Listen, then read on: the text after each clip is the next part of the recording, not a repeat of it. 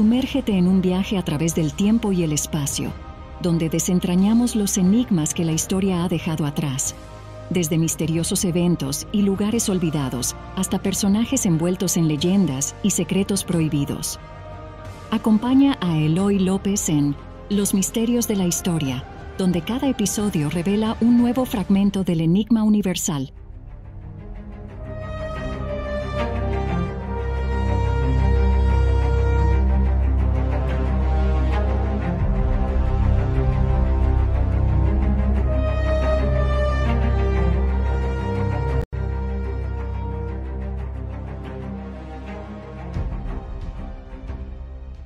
Entre los relatos perdurables a lo largo de los siglos en la civilización occidental y que han llegado a nuestros días, destaca uno cuyo origen data de la Alta Edad Media, en una época de convulsas migraciones y de brutales guerras étnicas.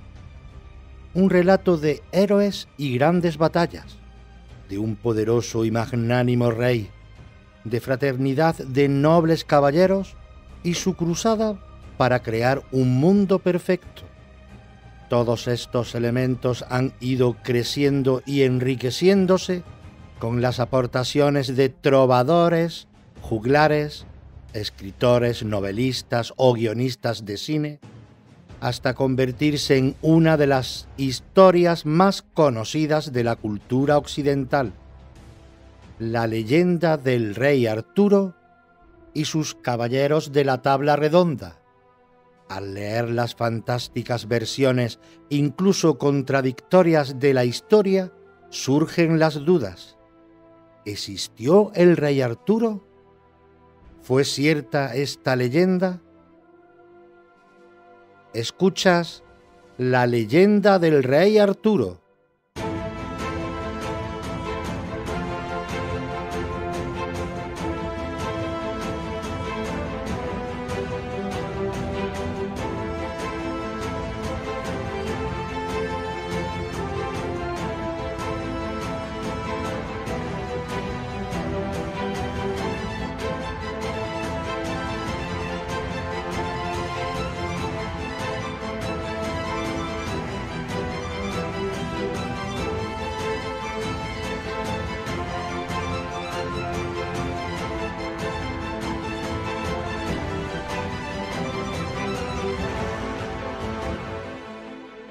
Durante más de un milenio, los bardos británicos han cantado al gran Arturo, el rey sabio que unió Britania y fundó el maravilloso reino de Camelot. El rey Arturo y sus caballeros de la tabla redonda encarnaron los ideales de la caballería, héroes dispuestos a sacrificar su vida por honor, por amor y por su país. Su historia ha llegado a cada rincón del planeta. Arturo es el rey ideal, el símbolo de la monarquía, del rey que intentó hacer el bien, quien con todo en contra luchó para crear una sociedad utópica, para crear Camelot en una época de gran violencia, explica Christopher Schneider, profesor de Historia de la Universidad de Marymount en Arlington, Estados Unidos. Como en las antiguas Grecia y Roma, la historia de Camelot se ha ido forjando a lo largo de los siglos. Mucho se ha estudiado sobre la existencia auténtica de Arturo y su mundo.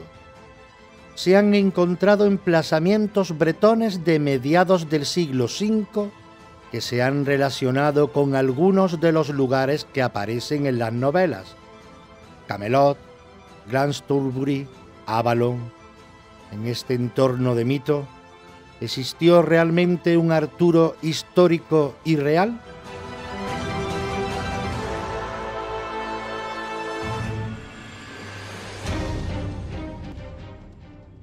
La ficción romántica y la realidad histórica.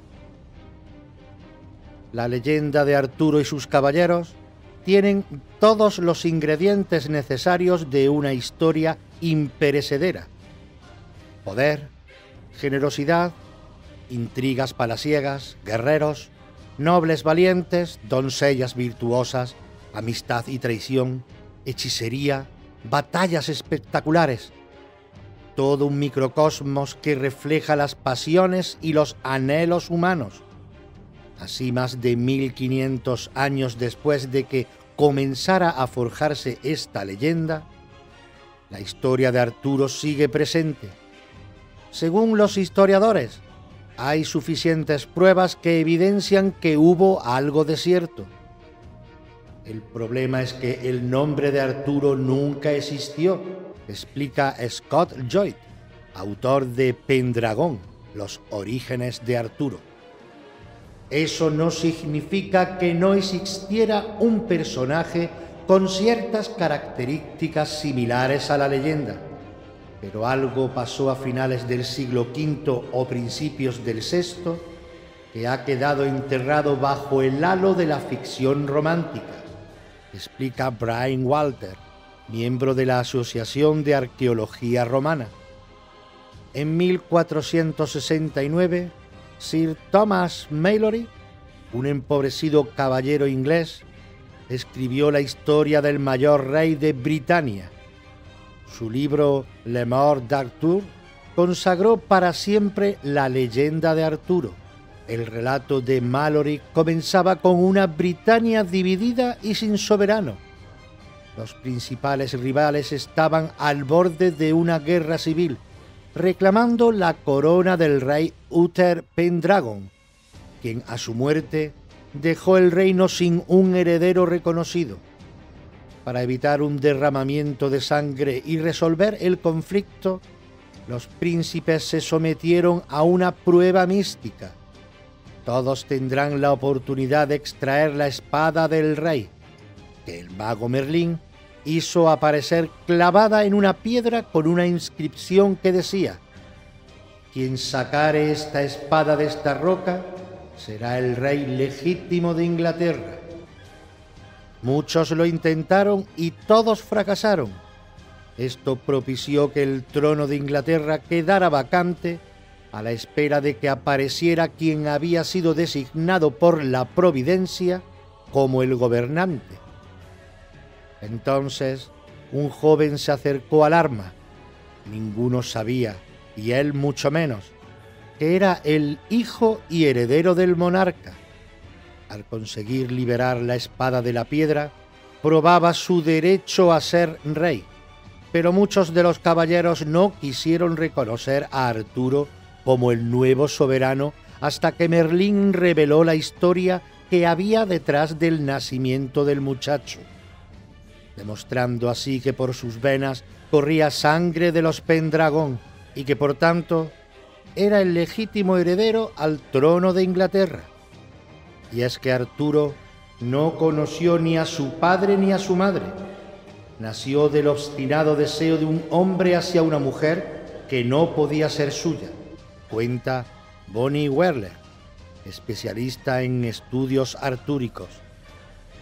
El padre de Arturo, el rey Uther, fue consumido por la pasión por Ingrain, la esposa de otro poderoso príncipe britano, el duque Gorlois de Cornualles. Para conseguirla, el rey Uther hizo un pacto con el mago Merlín, quien por medio de sus artes cambió la apariencia del rey para que todos lo confundieran con Gorlois.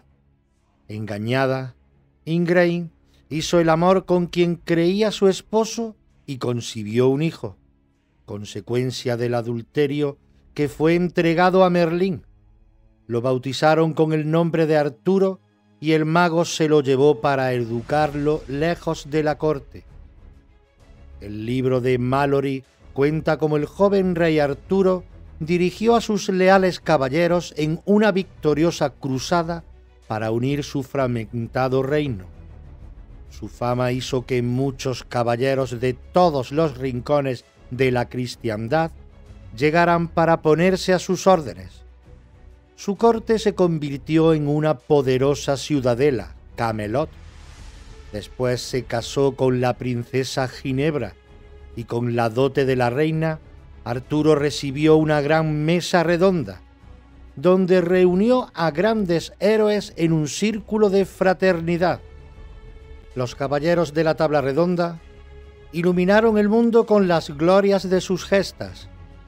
Lucharon por los desválidos, liberaron a los oprimidos, aplastaron a los perversos y depravados. Todos los caballeros europeos querían ir a la corte del rey Arturo, seguir al más carismático de todos los reyes, el más ejemplar y admirable de los héroes, explica Bonnie Weller. Y entre todos sus caballeros, el que más luchó, amó y sufrió fue Lancelot. Juró servir a su rey, pero su corazón pertenecía a la reina Ginebra. Su amor abrió la puerta a un caos total y a la destrucción del reino perfecto de Camelot.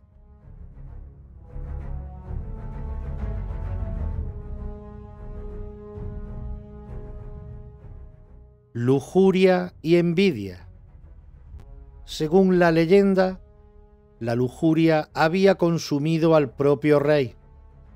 De joven, Arturo tuvo relaciones con la mujer de otro hombre, Lady Morgana, pero su pecado superó el simple adulterio porque Morgana era su hermanastra.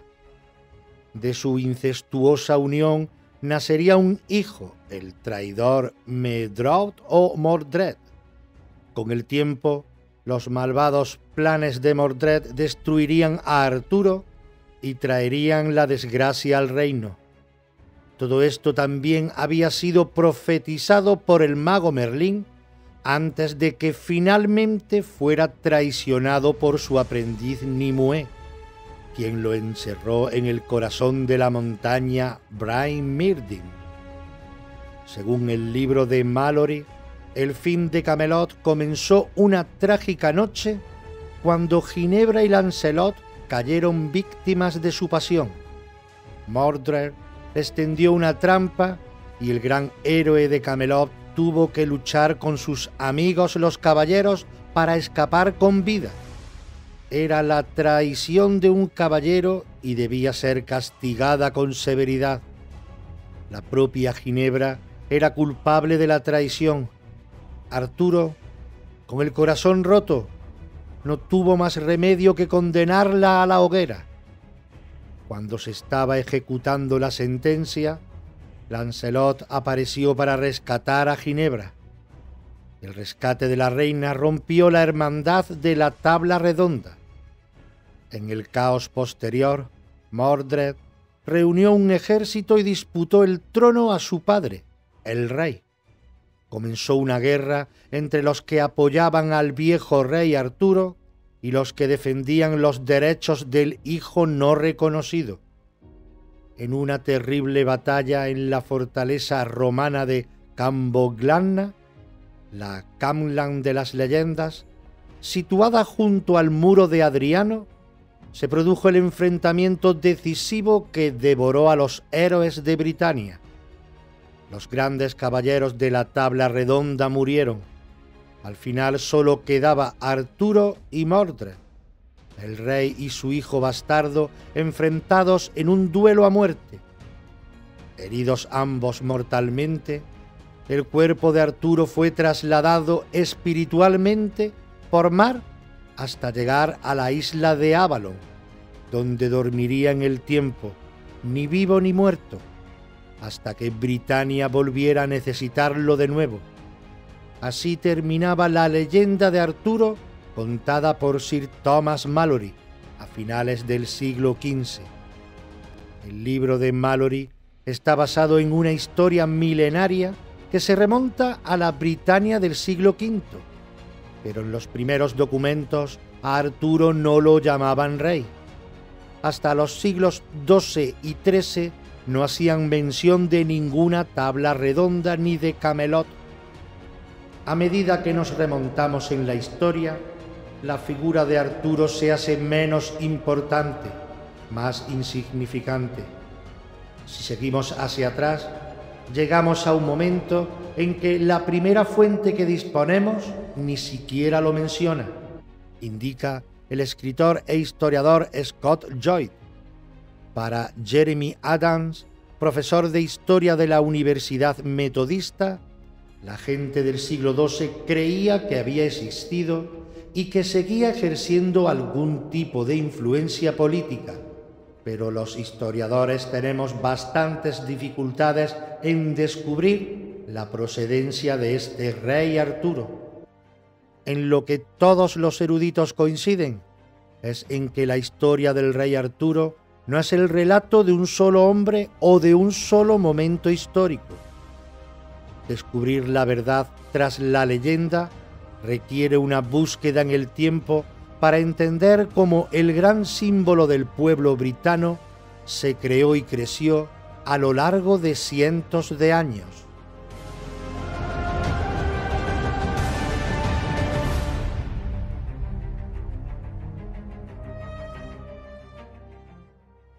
La prosperidad romana. La verdadera historia de Arturo en el marco de Britania es la de cómo una isla celta se convirtió en una provincia romana, después en un reino sajón, en un territorio normando y finalmente en una nación unida y poderosa. Más allá del mito de Camelot, en el centro de la historia está el recuerdo de un antiguo príncipe guerrero, el héroe que salvó Britania en sus peores momentos, en la edad oscura que siguió a la caída del Imperio Romano. Así, mucho antes de que Sir Thomas Malory describiera a Arturo como el rey de Camelot, los bardos de Britania cantaban a un poderoso caudillo llamado Arturo. Los historiadores han rastreado los orígenes de su historia hasta los siglos V y VI, pero de momento no han encontrado pruebas de la existencia del héroe. Hay muchos investigadores que intentan descubrir quién fue el auténtico Arturo, porque hay muchos candidatos posibles, pero los historiadores no pueden precisarlo porque ninguno tiene pruebas sobre su existencia. Opina Christopher Snyder. No existen textos de aquella época que mencionen al rey Arturo. Según parece, la ausencia de documentos escritos y la propia leyenda son producto de una oleada de guerras y migraciones que remodelaron a Europa después de la caída de Roma, en la llamada Edad Oscura. Una época con un gran flujo de extranjeros que se mezclaron y juntos formaron una nueva cultura y una nueva nación que terminó siendo Inglaterra, explica el especialista Brian Walter. En la antigüedad, la isla de Britania era el hogar de un conjunto de tribus celtas. Compartían idioma y costumbres, pero nunca formaron una nación. Entonces, las legiones romanas invadieron la isla en el siglo I después de Cristo. Durante los siguientes 350 años, las ciudades y leyes romanas convirtieron la isla en una tierra poderosa, Britania. El Imperio Romano trajo una fuerte cultura, una civilización, un estado y un ejército unificado. La Britania romana era una sociedad muy moderna. Estaba muy estructurada. El gobierno estaba jerarquizado. Había calzadas y grandes edificios. Las legiones romanas construyeron carreteras, fuertes y puestos avanzados, pero casi todo desapareció en los siglos V y VI. En la próspera era antes de la caída de Roma, el imperio luchó por integrar y controlar a las tribus celtas de Britania. En la frontera septentrional, las legiones levantaron el Muro de Adriano, una muralla de piedra de 120 kilómetros para contener a las tribus bárbaras hostiles, los pictos, los salvajes habitantes de Escocia. Como en todas las colonias romanas, los nativos britanos tenían prohibido llevar armas. Para mantener la ley y el orden, los legionarios de lejanas tierras, como Galia, Europa del Este y Oriente Próximo, eran enviados a guarnecer las fortalezas de Britania. El nombre de Arturo se oyó por primera vez en el grito de batalla de la caballería romana en el muro de Adriano. El primer nombre conocido como Arturo es un comandante romano llamado Lucius Artorius Castus, que llegó a Britania en el siglo II después de Cristo, después de una larga carrera militar. Su historia podría haber contribuido a la de Arturo, cuenta Christopher Schneider. Ciudadano romano de lo que actualmente son los Balcanes, Lucius Artorius Castus estaba al mando de una guarnición de caballería sármata, jinetes de las orillas del Mar Negro. En el 185 después de Cristo, los pictos atacaron la muralla. Artorius Castus y sus hombres acudieron a rechazar la oleada bárbara. Hay datos históricos que sugieren que Castus y sus tropas estuvieron cerca del muro de Adriano, y algunos investigadores afirman que sus hazañas y las de sus jinetes formaron la base de la leyenda del rey Arturo. El comandante Artorius Castus podría ser un predecesor o tal vez un antepasado, pero sobre todo aporta un nombre a la búsqueda histórica de Arturo. Él es el primero, pero no el último de los personajes que los historiadores creen que formaron la leyenda. Sin embargo, los primeros relatos artúricos apuntan a una encrucijada posterior en el tiempo, 3 siglos después de Artorius, y no en el cenit del Imperio Romano, sino durante su caída.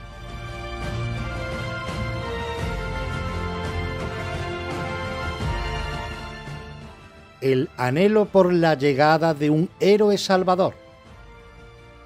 El drama comenzó a principios del siglo V por un duro invierno y una devastadora invasión de lo que hoy es Francia, la tierra romana de las Galias. En vísperas de Año Nuevo del 406, 3 tribus germánicas cruzaron el congelado río Rin y arrasaron la Galia. Las últimas legiones romanas en Britania abandonaron la isla para unirse a la batalla. Fue el final del dominio romano de Britania. Siglos de orden y prosperidad dieron paso al caos. Britania fue cercada. Por el oeste, invasores irlandeses acechaban la costa. En el norte, los pictos franqueaban el muro de Adriano. Por el este, anglos, jutos y sajones atacaban desde el mar. La historia de lo ocurrido quedó registrada en uno de los escasos documentos que han sobrevivido de la época, un apasionado sermón escrito por un clérigo británico, Gildas el Sabio. Pero el documento de Gildas, de Exedio et Conquestu Britanniae, deja suelto un elemento crucial. No menciona a ningún Arturo en sus textos. El clérigo aporta la historia de un país que suspiraba por un héroe, Britania, sitiada por los bárbaros y dividida por la guerra civil. Cuando Roma abandonó Britania, la provincia se fracturó en zonas tribales, dividiéndose en un mosaico de principados enfrentados. Según Gildas, los nuevos señores de Britania eran una plaga tan corrupta como los atacantes bárbaros, con reyes tiranos, jueces pocos honrados y siempre explotando al inocente. Cuando la autoridad romana se disolvió, los tiranos locales que la sustituyeron se dedicaron a expandir su poder tomando ciudades, regiones, provincias, creando el escenario perfecto para la aparición de la historia de Arturo. Así, cuando los ataques de los bárbaros y las luchas civiles sembraban el caos, los britanos soñaban con un héroe que unificara el país, repeliera al enemigo y recuperara la gloria perdida de la época de Roma. Antes de que apareciera la figura de Arturo, Britania tuvo que soportar al peor de los reyes, un hombre que en lugar de combatir a los invasores, los invitó a quedarse. Todo un tirano y traidor, el rey Vortiger. Los historiadores debaten sobre su nombre y sobre la fecha en que gobernó. Parece ser que Vortiger no es un nombre, sino que se corresponde con un título que significa Superbus Tyrannus, el gran rey de los britanos.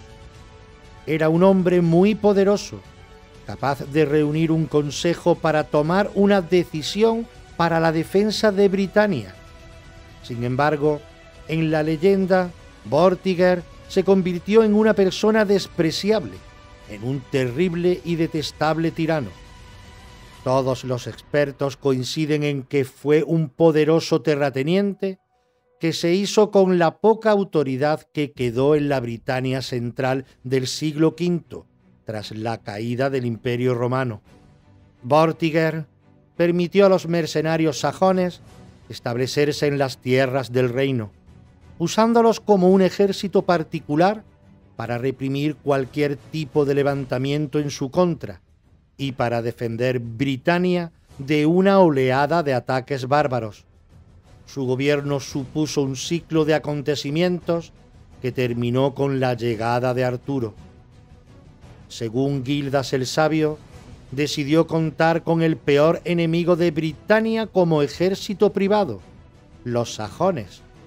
Según crónicas posteriores, Vortiger forjaría su ruinosa alianza con el más peligroso de los jefes bárbaros, Hengist, el legendario caudillo de los sajones, intentando de esta forma enfrentar a unos bárbaros con otros, siguiendo lo que era una práctica normal, aunque de negativas consecuencias en el Imperio Romano, que en cierto momento llegó a depender militarmente de la recluta de bárbaros. Pactó con los sajones y les regaló tierras a condición de que lucharan contra otros bárbaros. El pacto de Vortiger con Hengist haría que los sajones se apoderaran para siempre de las ricas y fértiles tierras inglesas. Jutos, anglos y sajones llegaron en el siglo V desde las tierras bajas costeras continentales, de lo que hoy es Dinamarca y Alemania. La arqueología indica que no se produjo una invasión súbita, sino que se trató de una migración lenta y constante porque sus propias tierras se estaban inundando. Los sajones y frisios vivían en tierras muy bajas, en terrenos húmedos e inundados porque la plataforma continental se estaba desplazando y la zona septentrional de Europa se hundía. Empezaron a llegar a Britania como ladrones, pero poco a poco se fueron quedando. Necesitaban tierras de labranza y en la costa oriental de Britania eran bastante buenas, explica Schneider. Matthew Bennett, experto de la Academia Militar de Sandhurst, indica que los sajones tenían pequeñas barcas costeras para surcar el litoral y para atravesar el Canal de la Mancha por Dover, justo el punto más estrecho y donde, según la tradición, desembarcaron los caudillos sajones Hengist y Horsa. Las tierras de Kent se convirtieron en el primer reino germánico en Britania.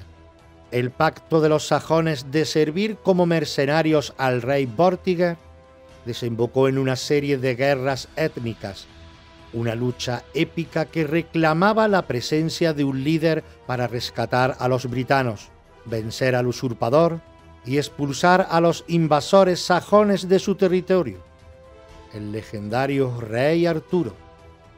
Así el tirano Vortiger está a caballo entre dos mundos diferentes, la historia documentada y la fantasía del mito artúrico. Y es que la búsqueda de Arturo siempre se mueve entre esta imprecisa frontera entre la realidad y la imaginación. A principios de la Edad Media, los historiadores pocas veces pensaban en la realidad histórica como en la actualidad. Distinguir entre realidad y ficción no era algo que los preocupara demasiado, aclara Christopher Schneider.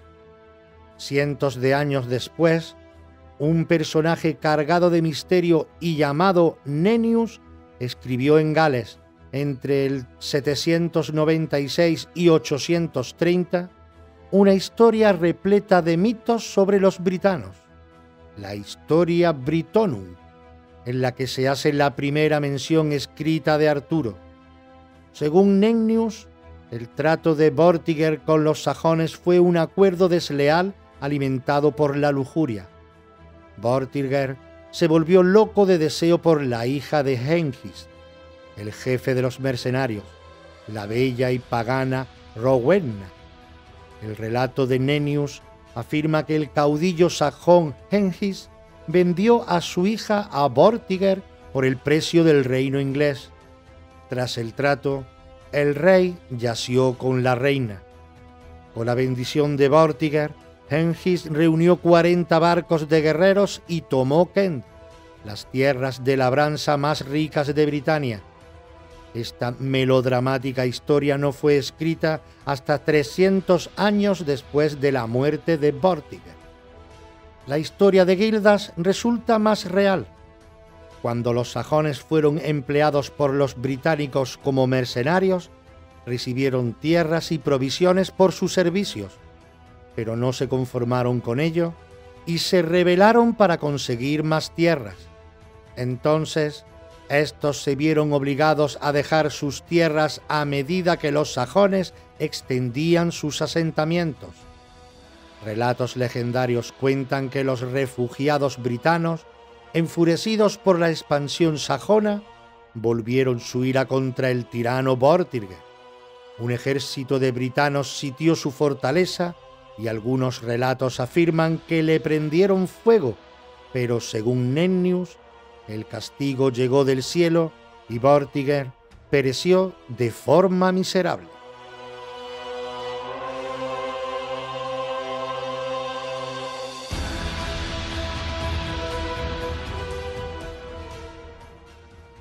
El icono de la unidad. Otros escritores aseguran que el asedio que terminó con Vortiger fue una victoria del último romano que ostentó el poder en Britania, un héroe que unió a los britanos y expulsó a los sajones, Ambrosius Aurelianus, un hombre que pudo ser el modelo histórico del legendario rey Arturo.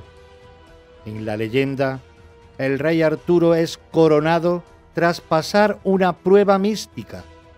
La espada hincada en la piedra se convertía en un icono de la unidad británica, el instrumento gracias al cual un príncipe honesto haría resurgir a una tierra destruida. Pero en la vida real, la salvación de los britanos solo fue posible tras un gran derramamiento de sangre, la sangre de los sajones. Ambrosius Aurelianus era un terrateniente rico y poderoso, dueño de grandes extensiones de tierra en el sur de Britania. Luchó para contener a los sajones e impedir que penetraran en las ricas zonas agrícolas del sudeste.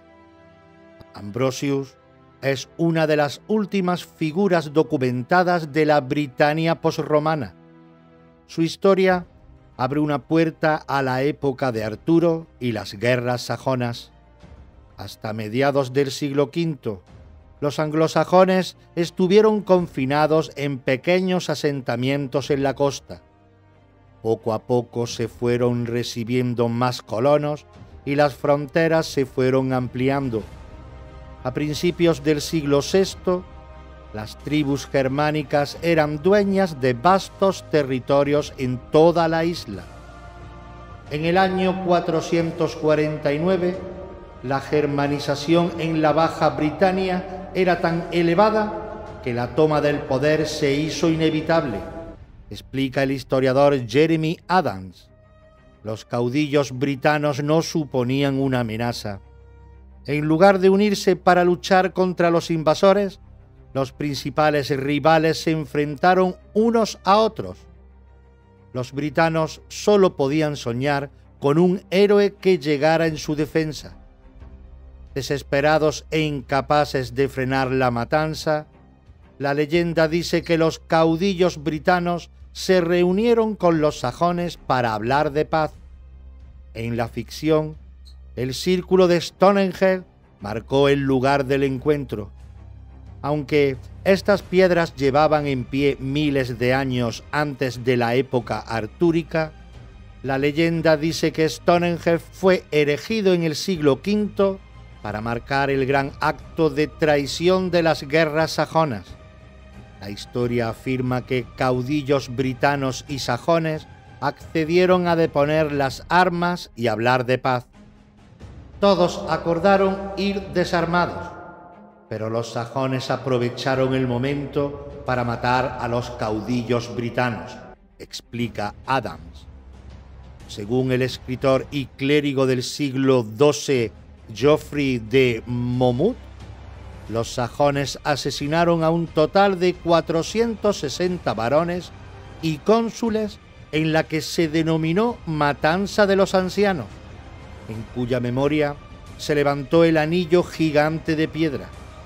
La incorporación de Stonehenge a la leyenda artúrica proviene, pues, del autor que más contribuyó a crear el mito del rey Arturo. Arturo procedía de una pequeña calle de Oxford en la cual había vivido Geoffrey de Monmouth hacia el año 1130. Cuando Geoffrey decidió escribir su historia Regum Britanniae, Historia de los Reyes de Britania, entre 1135 y 1139, tomó elementos reales y relatos orales y los mezcló, dando lugar al Arturo de ficción que todos conocemos y que centra el interés de todos los historiadores, indica la especialista en estudios artúricos Bonnie Wilder. El libro de Geoffrey se remontaba a 600 años atrás para narrar la historia de los reyes de Britania con una nueva perspectiva. Antes de Geoffrey, Arturo era un oscuro guerrero de la Alta Edad Media. Después de Geoffrey, se transformó en un monarca modelo. En el mundo actual, es difícil imaginar el gran impacto que tuvo este libro. Sabemos que terminó la historia entre 1136 y 1139. En 1150 había cientos de copias del manuscrito circulando por Europa. Es algo extraordinario para un manuscrito medieval de su extensión y complejidad, dice Wilder. Según el escritor Scott Joyce, el libro de Geoffrey se hizo tan popular e influyente que dictó la historia de Britania durante los siguientes 200 o 300 años.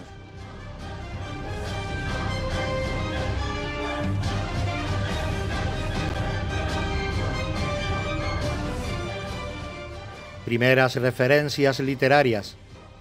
En el siglo XI, las leyendas de Arturo se extendieron por transmisión oral. En el siglo XII, se escribieron los importantes relatos de Geoffrey de Monmouth, Chrétien de Troyes, Godfrey de Estrasburgo y Robert de Boron, este ya a principios del XIII. El libro de Geoffrey es el primer texto que recoge una historia completa del legendario rey Arturo. También ilustra cómo la historia británica está entrelazada con mitos celtas y prerromanos como Stonehenge. Geoffrey usó la obra de Gildas como base, pero de ella eligió lo que necesitaba para su libro y rechazó lo que no precisaba. En la historia de Geoffrey aparece un héroe que venga la matanza de los ancianos, el rey guerrero Arturo. Pero en la historia de Gildas, escrita en la misma época en que ocurrían los sucesos, el héroe no es Arturo sino Ambrosius, al que se refiere como el último romano en Britania, cuya familia llevaba la púrpura, es decir, que era de alto rango. Ambrosius era un caudillo militar y puede que fuera el precursor de Arturo o alguien en torno al cual se construyó la leyenda. No sabemos mucho de él, pero sí que fue un importante dirigente de finales del siglo V, indica Snyder. Algunos investigadores actuales creen que, como último romano, Ambrosius pudo haberse aprovechado de los viejos fuertes, calzadas y tácticas romanas para formar una nueva tradición militar. Su legado alcanzó tal fama que su nombre está presente en todo el país. Así, lugares en Gran Bretaña actuales como Ambrosden, Amberley, Ambesbury, antiguamente Ambresbury, parecen estar directamente relacionados con el nombre de Ambrosius. Muchos historiadores creen que en su día pudieron ser emplazamientos militares y Ambrosius pudo usarlos para levantar una frontera ante la oleada de los pueblos germánicos. Gildas registró la reunificación de los britanos bajo el mando de Ambrosius y la forma en la que empezaron a tener victorias sobre los sajones. Pero si Ambrosius es Arturo, su carrera se extendería desde la legendaria matanza de los ancianos en el siglo V hasta la batalla final de Arturo en el siglo VI, casi 100 años. Puede que estemos hablando de dos personas, Ambrosius el Viejo y Ambrosius el Joven. Entonces sería una dinastía, señala Bryn Walters, de la Asociación de Arqueología Romana. En la mítica historia de Geoffrey, Ambrosius y Arturo proceden del mismo árbol genealógico. Geoffrey dice que Ambrosius es el hermano de Uther Pendragon, el padre mítico de Arturo.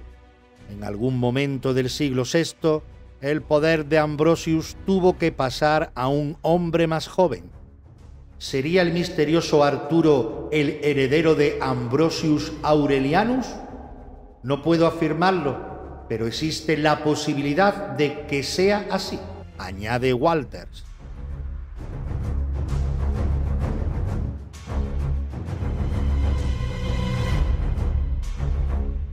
La ofensiva contra los sajones. Puede que nunca se sepa si se trata de una leyenda. Lo que sabemos es dónde confluyen las historias de Arturo y Britania, en la batalla de Mons Badonioux, en inglés moderno Badon Hills, la colonia de Badón. Una batalla decisiva entre nativos britanos y sajones que forjó el destino de la isla en los años venideros y produjo la leyenda del rey Arturo. La figura de Arturo está asociada con este periodo y la mayoría de los expertos la sitúan a mediados de esta época, sobre el año 500, justo cuando se cree que tuvo lugar la batalla de Badon Hill. A principios del siglo VI, la expansión sajona amenazaba con engullir toda la isla. La arqueología, la historia y la leyenda coinciden en que alrededor del año 500 algo cambió el curso de los acontecimientos. Podría tratarse de la monumental batalla de Badon Hill. La leyenda dice que fue el momento en que los britanos pasaron a la ofensiva contra los sajones y los vencieron tras una serie de combates. La tradición cuenta que los britanos se unieron al final bajo el estandarte de un caudillo invencible. Memnius afirma que Arturo fue el comandante de las batallas, el Dux Bellorum. En esta crónica, escrita cientos de años más tarde, Arturo aparece primero como jefe de los britanos. Memnius aporta una lista de 12 batallas legendarias libradas supuestamente por el enérgico Arturo. La batalla de la colina de Badón fue una de las más duras. La leyenda describe a los enemigos como un poderoso ejército luchando en territorio britano. Si ganaban los sajones, los britanos estarían condenados y el enemigo dominaría la isla. Según los textos, fueron 3 días de feroz combate. Los guerreros anglosajones lucharon principalmente a pie, lo que permitió a los britanos una ventaja fundamental, ya que ellos utilizaron caballos. Desde la época de los romanos, la caballería había sido decisiva para el control de Britania. A caballo, los guerreros podían superar a los que luchaban a pie. Britania era famosa por su caballería, que podía controlar el tiempo, el lugar y el ritmo del conflicto. En Badon Hill, los sajones no montaban. Podían ser fácilmente repelidos por una fuerza móvil de jinetes bien armados, según indica Matthew Bennett, de la Academia Militar de Samsun. Algunos historiadores afirman que este fue el origen de los caballeros del rey Arturo. En Badon Hill, con el destino de Britania en juego, la caballería dirigida por un caudillo supremo, precursora de Arturo y sus caballeros, pudo cambiar la historia venciendo a sus enemigos sajones. Esta visión épica de esta batalla proviene de Geoffrey y fue escrita más de 600 años después de que sucediera. Pero si existió realmente un Arturo, en Badon Hill, este llevó a los britanos a la victoria. El triunfo de la colina de Badon está confirmado en el relato de Gildas el Sabio. Tenemos pruebas de que Badon Hill ocurrió. Además, hay evidencias arqueológicas que indican el estancamiento de la expansión sajona a principios del siglo VI, afirma Schneider. Gildas se refiere a esta batalla como un momento decisivo en la historia de los britanos. Tras derrotar a los sajones, hubo un periodo de relativa paz y los britanos disfrutaron de una generación de prosperidad y seguridad, una edad de oro que la leyenda atribuye a Arturo. Fuera Arturo o Ambrosius, según Gildas, la paz solo duró una generación. Al final del siglo VI, la fuerza o el personaje que unió a los britanos y los llevó a la victoria, el espíritu de Arturo, se había perdido. Claro que si hubo un resurgimiento britano en el siglo VI, una época artúrica, ¿por qué se ha perdido la identidad del caudillo que los guió a la victoria? Una teoría apunta al propio nombre de Arturo y a los estandartes y títulos de los que hacían alarde los guerreros. Según Walter, Arturo es un nombre que proviene de un título. Hay muchos títulos nobiliarios que comienzan por Ar en los textos antiguos. Tenían que ver con un oso. ¿Hubo algún personaje en la historia que tuvo un estandarte con un oso y era conocido por ese símbolo? Cree Walters. De Hart, la palabra celta que significa oso, a Arturo, el rey, la leyenda pudo haber evolucionado a partir de un hombre que ni siquiera se llamaba Arturo. Con los siglos, trovadores y escritores transformaron el oso de Badon Hill en un poderoso rey medieval y la paz y la prosperidad del siglo VI en la caballeresca gloria del Camelot de Arturo.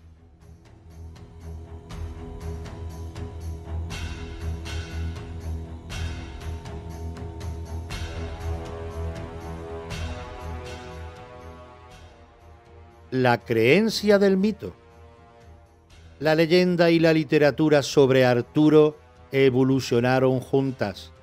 La imagen de sus armas, sus nombres y sus armaduras reflejan los cambios de la tecnología y de la política de los tiempos cambiantes. En el siglo XII, los relatos sobre Arturo daban forma a la vida cotidiana en las cortes europeas.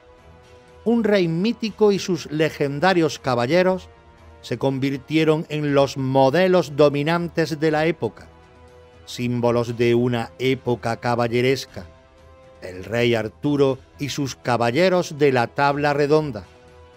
Hubo una figura misteriosa que no tiene nombre, que mantuvo la estabilidad en Britania y la paz durante una generación. En la oscuridad de esa época se convirtió en una luz. La leyenda dice que aquel hombre acabó siendo rey y que fundó una comunidad ideal, Camelot, con su tabla redonda, que sirvió de modelo de gobierno benigno y bien estructurado y fue el arquetipo de las órdenes de caballería. Con el tiempo, el héroe de Badon Hill adquirió el legendario nombre de Arturo, pero los documentos de esa época no mencionan las glorias de Camelot, la fraternidad de la tabla redonda, ni el amor de Lancelot y Ginebra, piedras básicas del mito artúrico. Y es que el Arturo que ha fascinado durante siglos es el que vive en la literatura, en un mundo de utopías al que asociamos con la tabla redonda, la pompa de la corte y lo caballeresco, no con una figura artúrica que pudo vivir en una choza en el siglo VI, explica Bonnie Weyler, especialista en estudios artúricos. Pero, ¿cómo se pasa de un guerrero terrenal a las glorias etéreas de la leyenda? A través del mito. Contando una y otra vez sus relatos, los britanos remodelaron su pasado. El mito comenzó cuando los caudillos de la época oscura desaprovecharon la oportunidad de salvar a su país luchando entre ellos. Britania era una zona políticamente destrozada. Había 7 reinos sajones y 10 o 12 reinos galeses. Estaba completamente dividida, señala Adams. A finales del siglo VI, varios asentamientos anglosajones del siglo V se convirtieron en 7 reinos. Wessex, Mercia y Kent extendieron su poder y crearon poderosos estados. Los jutos y los sajones regresaron. Ya no estaban ni Arturo ni Ambrosius para proteger a los britanos y los sajones ganaron, señala Walter. A principios del siglo VII, el dominio de los sajones ya se extendía por toda la isla y los britanos nativos se vieron confinados al oeste, en lo que hoy es Gales y Cornualles. Otros huyeron cruzando el Canal de la Mancha al norte de Francia, a lo que se ha llamado Bretaña. Sin un jefe que organizara la defensa, la orgullosa tierra de Britania se marchitaba y moría. Los sajones se afianzaron tanto en el país que se consideraban a sí mismos como nativos. En el siglo X se habían unido para formar una nación, Inglaterra, la tierra de los anglosajones. Despreciaban a los britanos calificándolos de intrusos de galeses, la palabra que los sajones utilizaban para denominar al extranjero. Los britanos, confinados en sus fortalezas del oeste, soñaban con las glorias pasadas y con el rey que rechazó a los invasores. Los que sobrevivieron en Gales y Cornualles, en el oeste de Britania, añoraban la época en la que tenían el control de la isla. En casi todas las leyendas, ese periodo corresponde con la época de Arturo. A medida que las generaciones transmitían las crónicas de las victorias, el héroe de Badon Hill se fue convirtiendo en un guerrero invencible. Los trovadores lo elogiaban y los monjes comenzaron a escribir su historia. Si nos remontamos a las primeras fuentes, En la primera parte del siglo IX ya se hablaba de Arturo de forma legendaria. Luchó en 12 batallas y en todas resultó victorioso. En un día dio muerte a 960 soldados. Las familias nobles galesas, con sueños de grandeza, reivindicaban el legado del héroe y remontaban sus orígenes a Arturo. Según las fuentes escritas del período medieval, era tradición que las familias aristocráticas de Britania llamaran Arturo a sus hijos y a los reyes. También era costumbre en Gales, Escocia e incluso en Irlanda, señala Snyder. Puede que cuando la nueva generación de príncipes llamados Arturo alcanzara la mayoría de edad, sus hazañas se confundieran con la leyenda y Arturo terminó siendo virtualmente inmortal. Su esfuerzo había sido tan titánico y sus metas, la defensa de la paz, el orden, el imperio de la ley, tenía tanta nobleza que la leyenda se apropiaría del personaje convirtiéndolo en un símbolo nacional.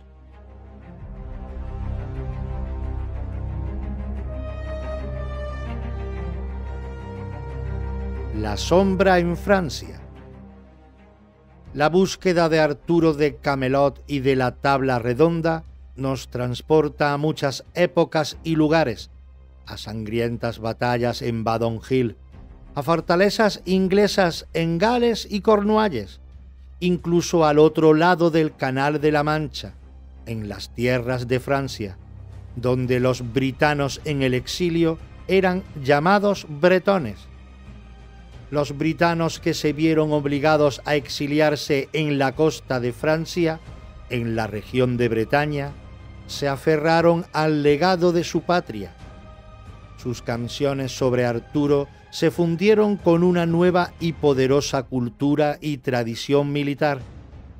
Arturo era una figura muy importante en la colonia británica de Bretaña, donde un enorme asentamiento britano había transformado el país.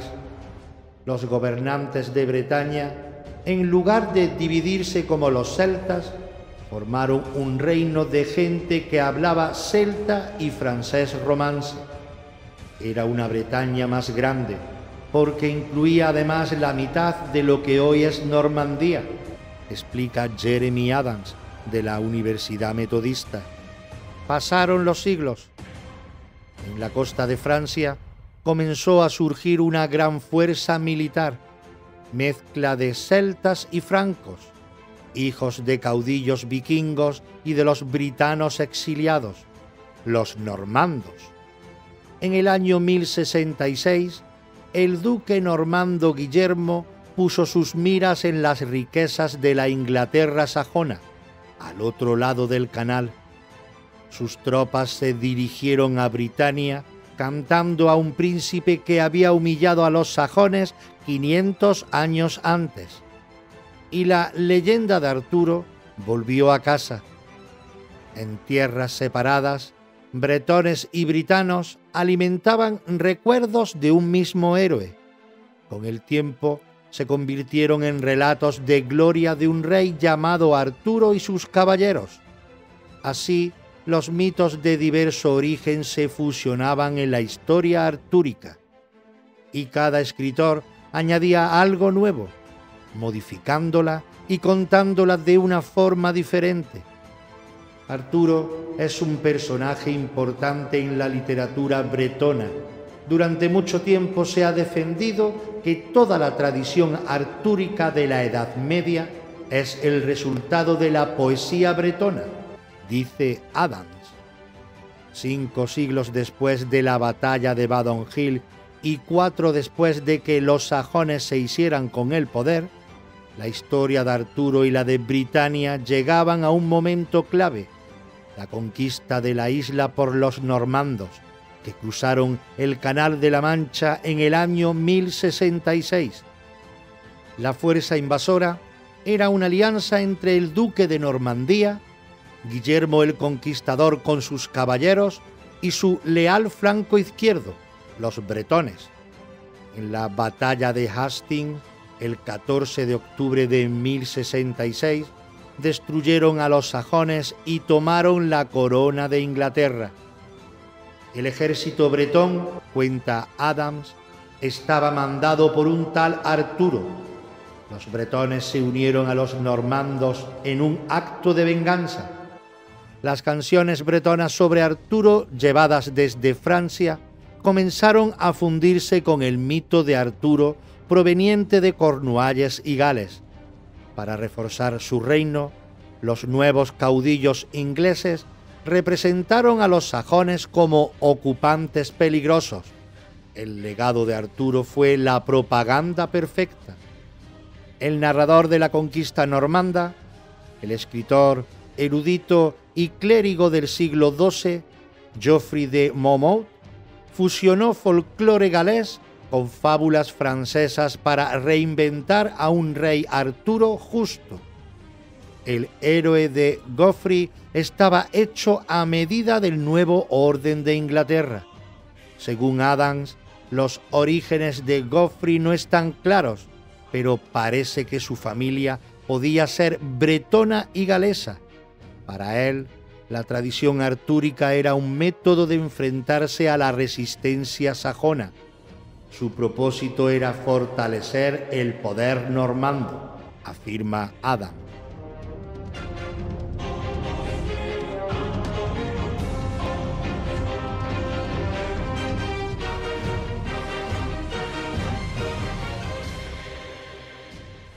Los caballeros y su tabla redonda.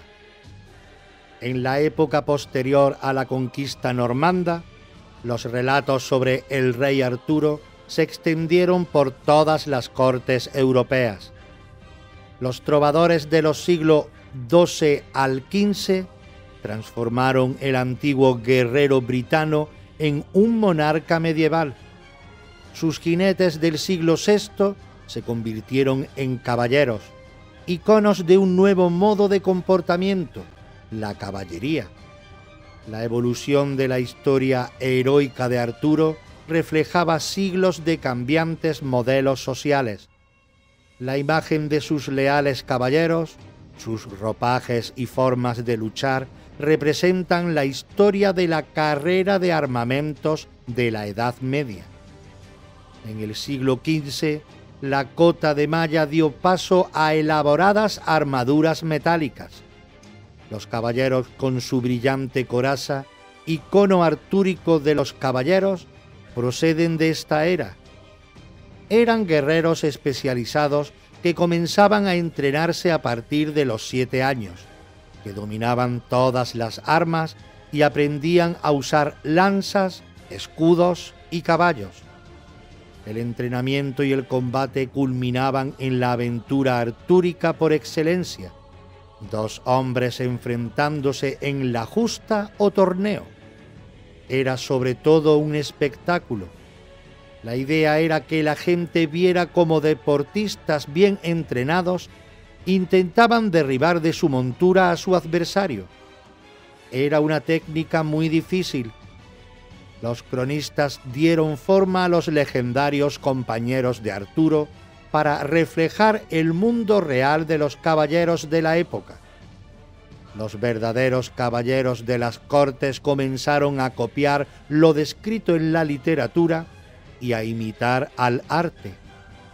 En las historias artúricas todo era perfecto: la corte ideal, el rey perfecto, los caballeros con su forma de comportarse y, entonces, los caballeros reales, para reafirmar su prestigio y encumbrarse, intentaban imitarlos. La fraternidad de los caballeros justos encontró su expresión en la legendaria tabla redonda, el más tópico de los objetos relacionados con las historias artúricas.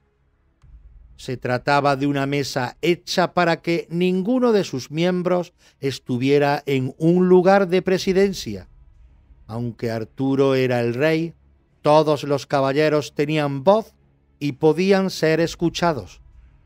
Algunos investigadores afirman que los soldados celtas se reunían en círculos de fraternidad por las mismas razones que los legendarios caballeros del rey Arturo.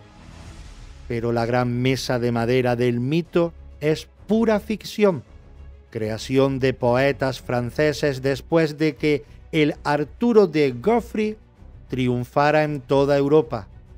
La tabla redonda aparece alrededor del año 1200, producto de autores franceses.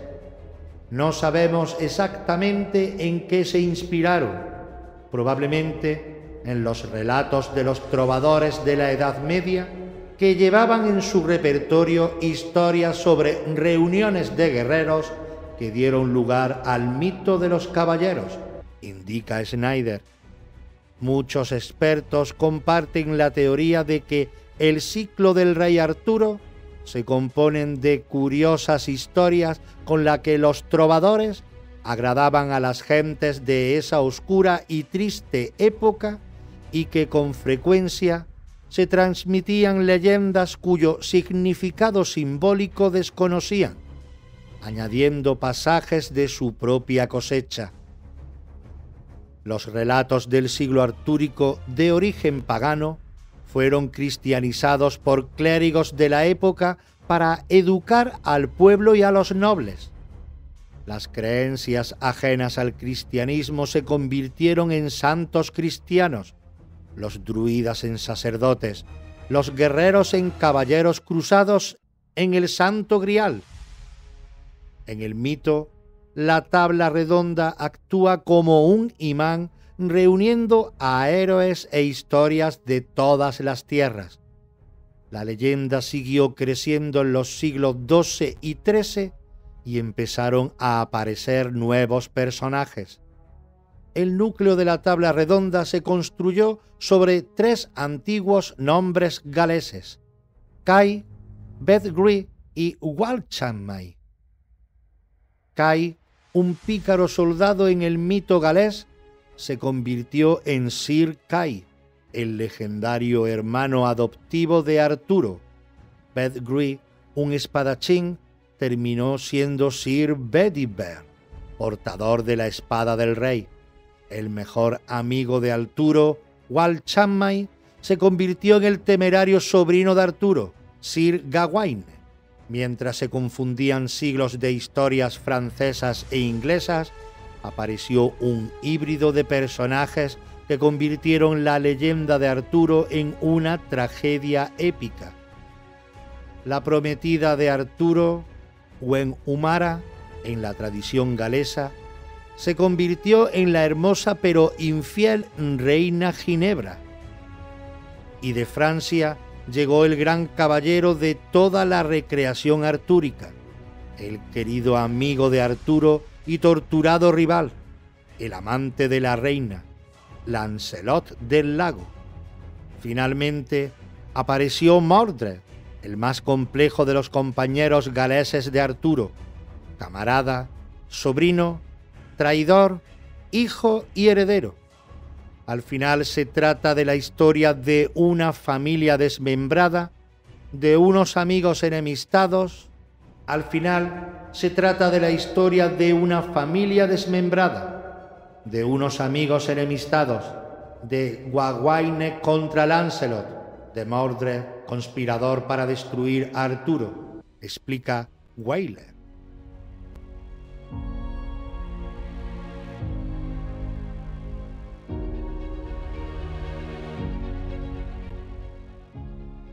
La caída de Camelot. Arturo y Mordred enfrentados en un duelo mortal. Lancelot y Ginebra atrapados en un amor adúltero. Toda una tragedia gótica con la tabla redonda como punto de partida y el castillo más poderoso de la cristiandad como escenario, la legendaria ciudad de Camelot. En la historia clásica del rey Arturo, la envidia y un amor prohibido provocan la caída de Camelot. La esposa de Arturo, la reina Ginebra y Lancelot son descubiertos por el hijo del rey, Mordred, haciendo el amor. Este maneja la traición de los amantes para socavar todo lo que Arturo ha construido. Un melodrama que no tiene nada que ver con los momentos de migración sajona y el conflicto étnico que condenó la era histórica de Arturo. Pero si no fuera por la tragedia de Camelot, pocos investigadores continuarían la búsqueda del antiguo rey Arturo. Lancelot y Ginebra revelan cómo los autores medievales convirtieron mitos britanos en la ficción novelesca de Camelot. Así, muchas de las novelas del rey Arturo describen personajes y situaciones adaptadas, a veces idealmente, de otros personajes o situaciones del siglo XII o de anteriores épocas. Camelot no es un nombre inglés, sino una innovación de escritores franceses. El primero en utilizarlo fue el poeta del siglo XII, Chrétien de Troyes.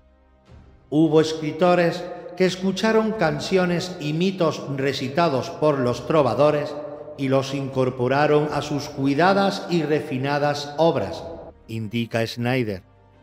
Los poetas franceses concibieron Camelot como el escenario del comportamiento del código medieval, la caballería, y el centro de sus obras no era el rey britano, sino el caballero francés Lancelot del Lago, creación de la cultura cortesana de la Francia del siglo XII, un personaje puramente literario que, además de manejar la lanza y la espada, escribía poemas y tenía unos exquisitos modales tanto en la corte como en el campo de batalla. El carácter y las hazañas de Lancelot promovían los ideales de la época: fuerza física y valor en combate, servicio leal al rey y a la cristiandad, sufrimientos y sacrificios sin esperar provecho personal. Un superhéroe de la época de la caballería. Incluso su trágico y prohibido amor por la reina fomenta el ideal caballeresco. Su relación con la reina personifica los ideales del amor cortesano. Se siente inspirado por su reina Ginebra. Hace grandes hazañas por su rey, por el reino y por la cristiandad, pero al mismo tiempo sabe que está traicionando a su mejor amigo y a su rey, Arturo, explica Bolton. Sin embargo, esta historia no aparece en el texto que introduce a Arturo en el mundo medieval, el libro de Geoffrey. Tampoco allí se menciona Camelot ni a Lancelot. En su lugar, describe la caída de Arturo como el fruto amargo de la insaciable ambición del rey y la traición de su pariente más cercano, Mordred. La historia de Mordred siempre recoge la extraña relación con Arturo. A veces era su hijo, otras su sobrino, pero siempre estaba lleno de enemistad y odio hacia Arturo, dice la especialista Bonnie Wheeler. En la historia de Geoffrey, el camino a la perdición comenzaba con la búsqueda más audaz de Arturo, una misión para conseguir las glorias de la ciudad santa de Roma. Según Geoffrey, el emperador romano dio un ultimátum a Arturo para que pagara tributo a Roma. Reacio a inclinarse ante el emperador, Arturo reunió sus ejércitos para comenzar una cruzada que marchara sobre aquella ciudad. Así, el rey se fue a Roma dejando a Mordred como lugarteniente de Britania, pero en vez de defender el reino, Mordred hizo un pacto con los enemigos de Arturo y se apoderó del trono. En la crónica de Geoffrey, esta traición provoca que Arturo deje Roma, regrese y desencadene la batalla final con Mordred, el conflicto que dejaría Britania en ruinas. 300 años después, Sir Thomas Malory retomó la historia, mezclando los relatos de los poetas franceses con la crónica de Geoffrey. Según Malory, la traición de Mordred nada tuvo que ver con Roma, sino con Lancelot y Camelot. En su libro describía un melodrama clásico en el que Mordred interpreta al informador que revela la pasión prohibida entre Lancelot y la reina Ginebra. No se trataba de un simple acto de adulterio, socavaba los cimientos del Estado y con ello la caída del Estado artúrico, a pesar de que era perfecto, explica Bolton. El rey condenó a la reina a ser quemada en la hoguera. Lancelot lo arriesgaba todo por salvarla de las llamas. El rescate de la reina desencadenaba la guerra civil, un amargo conflicto orquestado por Mordred.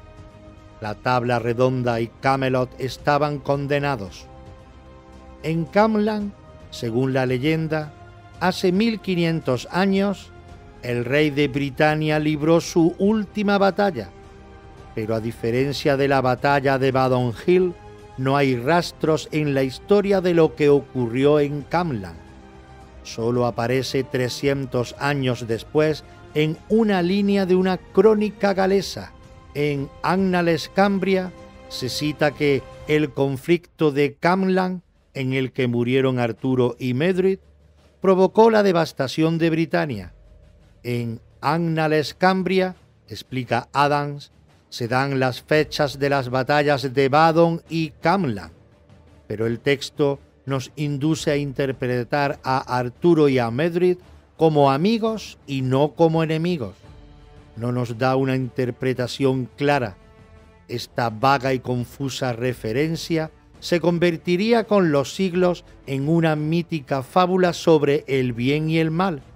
Cuando Geoffrey escribió su crónica en el siglo XII, Camlan se había convertido en el Apocalipsis británico. Los escritores artúricos posteriores describieron la batalla como una guerra civil. Los britanos se volvieron contra ellos mismos y en ella el personaje de Mordred traicionó a Arturo, provocando así su fin. Tras 1000 años de mitos, Sir Thomas Malory recogía la batalla como un detestable enfrentamiento entre padre e hijo. Este peligroso duelo marcó el fin de una época que nunca salió del todo de la sombra del mito.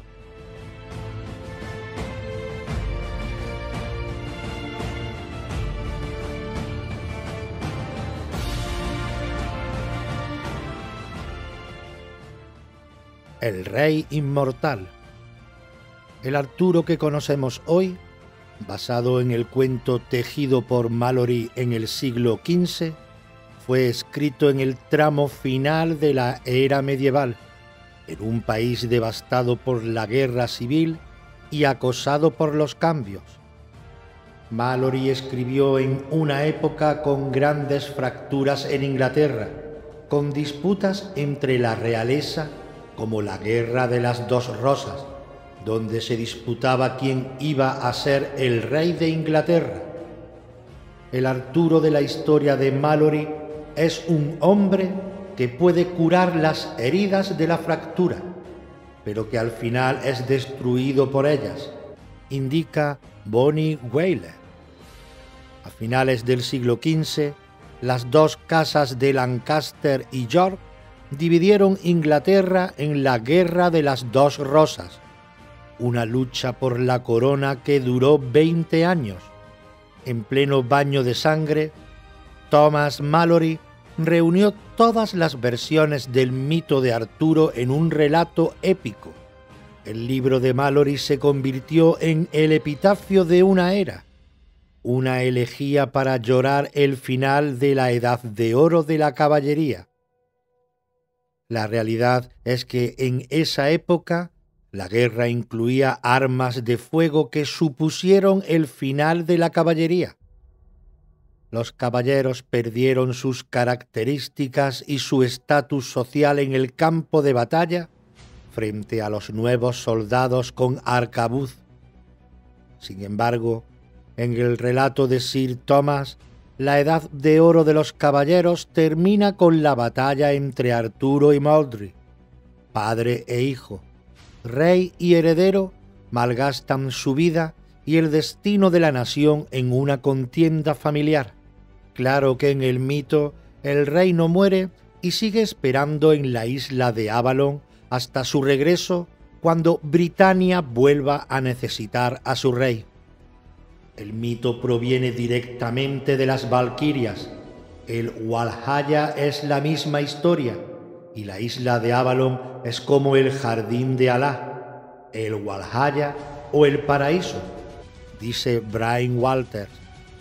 Después de 15 siglos, la misión de Arturo en Roma ha ofrecido a los historiadores recientemente una nueva y tentadora pista.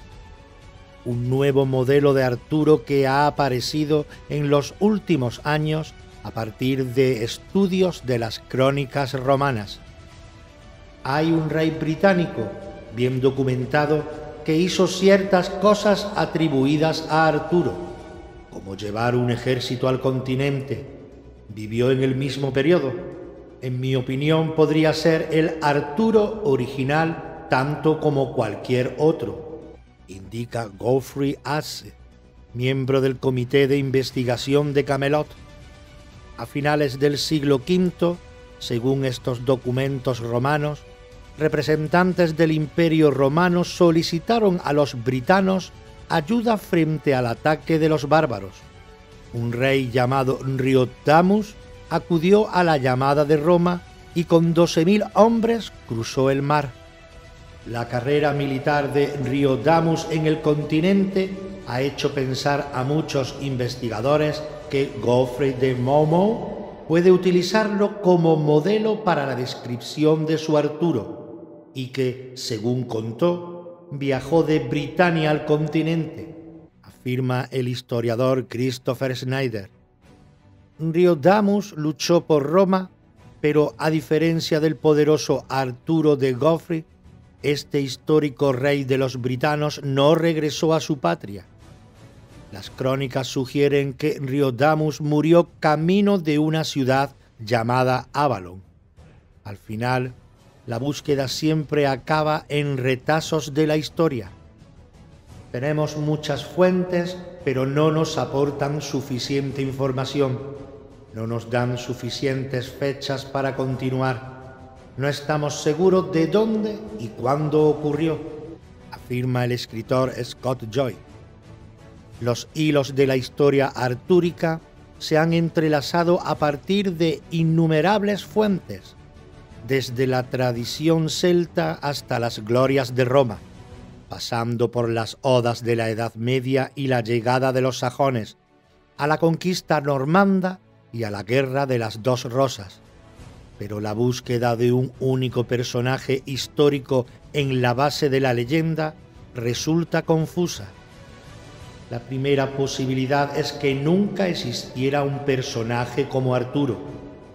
Otra teoría es que existiera, pero que los historiadores todavía no lo hemos podido identificar.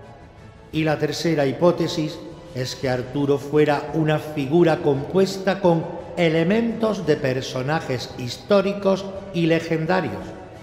Entonces, su historia provendría de los hechos de muchos personajes que existieron, como Lucius Artorius Castus, el comandante romano del siglo II después de Cristo, Ambrosius Aurelianus, el líder britano del siglo V mencionado por Gildas, o Riodamus, el rey británico del siglo V. Todos ellos hicieron cosas atribuidas a Arturo. Al final, la unión de todos ellos pueden dar forma al verdadero Arturo, indica Christopher Snyder. Realidad o ficción, nadie puede negar el poder de Arturo, rey de los britanos. Su leyenda propició el auge de la caballería. Su legado forjó la historia de Inglaterra y todo el que sueñe con un mundo justo y armonioso puede buscar la inspiración en él. Sobrevivió durante siglos como un gran héroe y Arturo se convirtió para siempre en inmortal.